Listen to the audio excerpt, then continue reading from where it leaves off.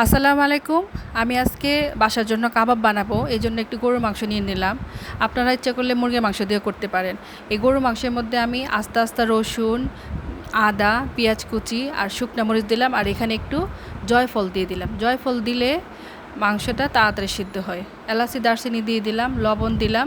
এখন একটু গুঁড়া জিরা দিব, ধনিয়া দিব আর লাল মরিচ দিব আর একটু গুঁড়া দিয়ে বেশি করে পানি দিয়ে সিদ্ধ করতে দিয়ে দিব।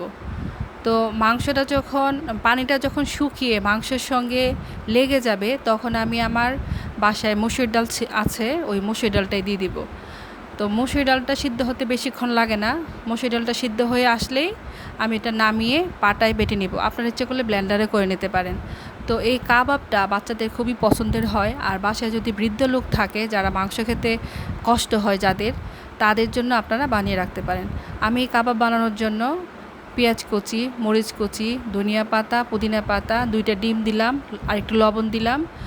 এবার আমি পাউরুটি দিব। পাউরুটি দিলে কাবাবটা অনেক মজার হয় আর কাবাবটা ভেঙে যায় না। তো এগুলাকে ভালো করে মাখিয়ে আমি আমি একটু গোলমরিচ দিয়ে দিলাম।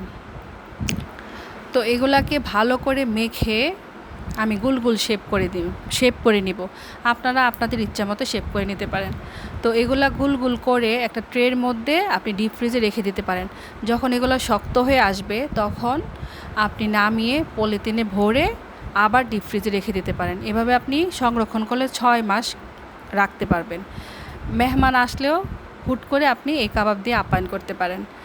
তো আমার ভিডিওটা যদি ভালো লাগে সাবস্ক্রাইব করে দিবেন।